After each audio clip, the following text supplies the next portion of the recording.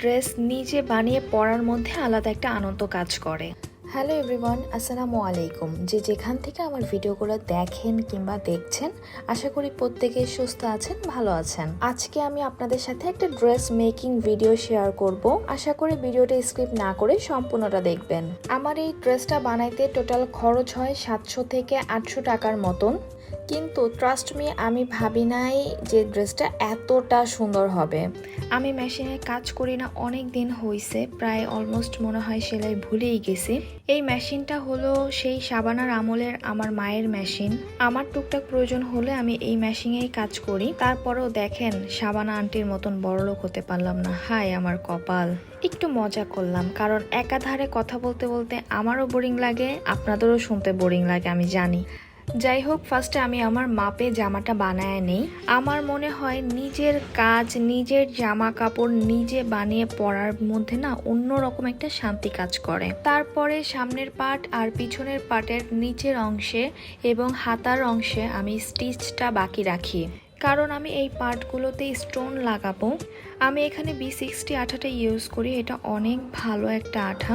বিশ্বাস করেন, আপনার পাশের বাসার আন্টি যেমন আঠার মতন আপনার পিছনে লেগে থাকে, ঠিক তেমনি এই আঠাগুলোও শক্তভাবে আপনার জামার সাথে স্টোনগুলোকে লাগিয়ে রাখবে।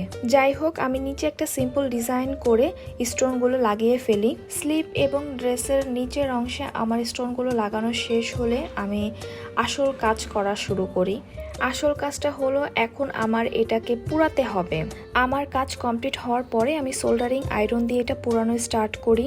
যাদের কাছে সোল্ডারিং আয়রন নাই তারা মশার কয়েল দিয়েও এটা পোড়াতে পারেন, কিন্তু আমার মতন জামার অন্য জায়গায় পুড়ায় ফেলেন না, বাসার মধ্যে আগুন টাগুন লাগাই দিয়েন না। আমি জামার এক জায়গায় পুড়াইতে গিয়ে আমি অন্য জায়গায় পুড়ায় ফেলছি 2-3 বার। এটা সিল্কের কাপড়, একটু বেখেয়ালি হলেই অন্য জায়গায় স্পট পড়ে যেতে পারে। এটা করতে বেশি একটা টাইম লাগে না, জাস্ট বাড়তি অংশটুকু পুড়িয়ে ফেলা, এই আর কি। সিল্কের কাপড়ে এই ধরনের ড্রেস অনেক ভালো হয়, কিন্তু সিল্কের কাপড় বেশি দিন যায় না, এটা খুব তাড়াতাড়ি নষ্ট হয়ে যায়। এটা কমপ্লিট হওয়ার পরে এটার ফাইনাল লুকটা জাস্ট ওয়াও ছিল। আসলে আমি এই ধরনের কাজের ভিডিও অনেক দেখি ফেসবুকে, ওখান থেকেই শখের বশে এই ড্রেসটা বানানো। অ্যান্ড লাস্ট মুহূর্তে ফাইনাল লুকটা জাস্ট দেখার মতন, আপনারাও চাইলে ট্রাই করতে পারেন।